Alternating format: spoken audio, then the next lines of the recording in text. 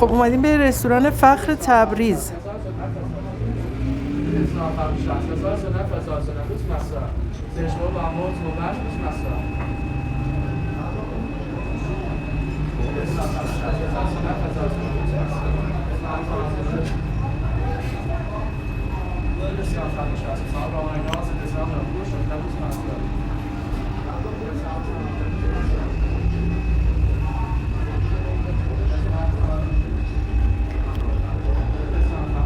خب دوستان الان حدود ساعت 5:05 که من اومدم به رستوران فخر تبریز تا این رستوران رو برای شما ازم فیلمش رو بگیرم. حالا بریم داخل رستوران رو ببینیم. حالا بریم با هم فضای داخل رستوران و منوهاشون هم ببینیم.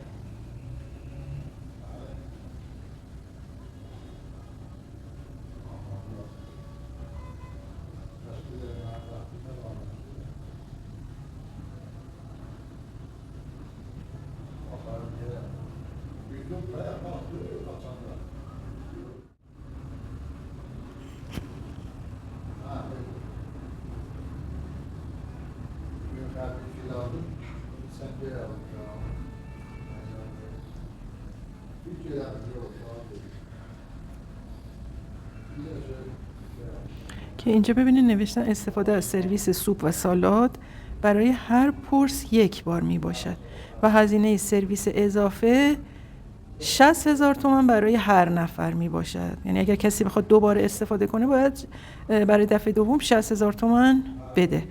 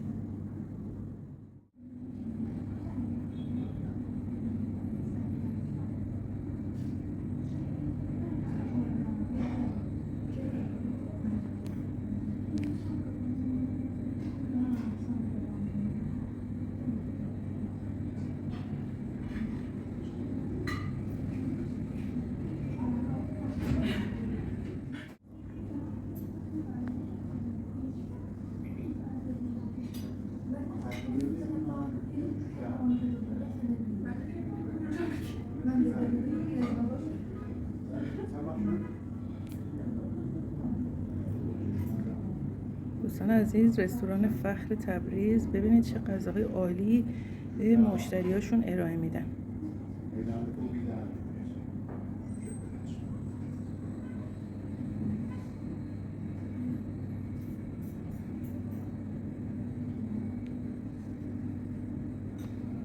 با برنج 100% ایرانی.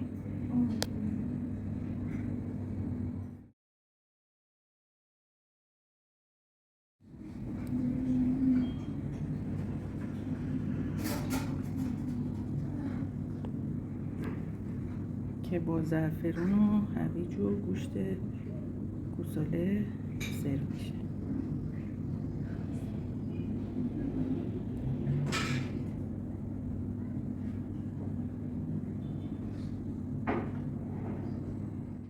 کوفته تبریزی معروف، ببینید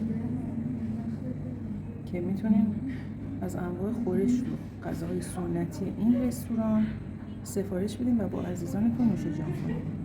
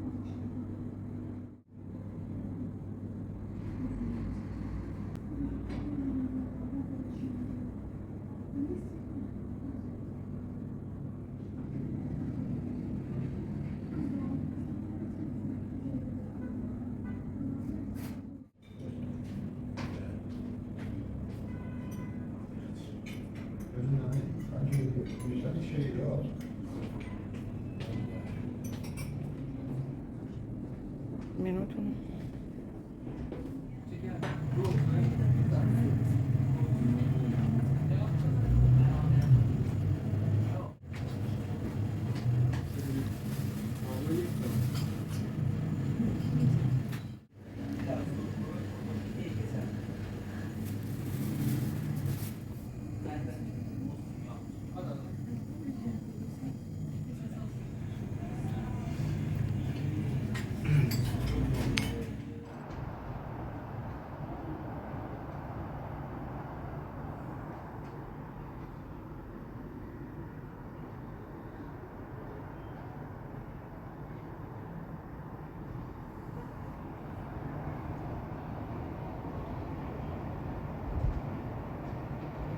دوستان، اینم لیست و منو غذاها همراه با قیمتاش. ببینین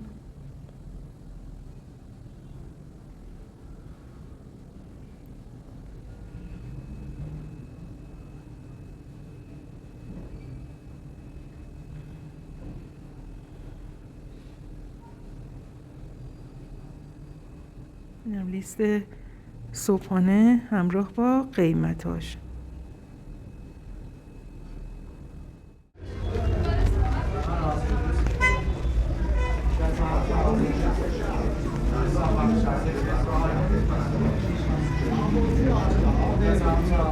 دوستان عزیزم، امیدوارم هر وقت به شهر زیبای تبریز تشریف آوردین حتما به این رستوران هم تشریف ببرین و از انواع خورشت و آبگوشت و کوفته تبریزی های خوشمزه این رستوران در کنار عزیزانتون نوش جان کنید. تا ویدئوی بعدی شما رو به خدا می‌سپارم.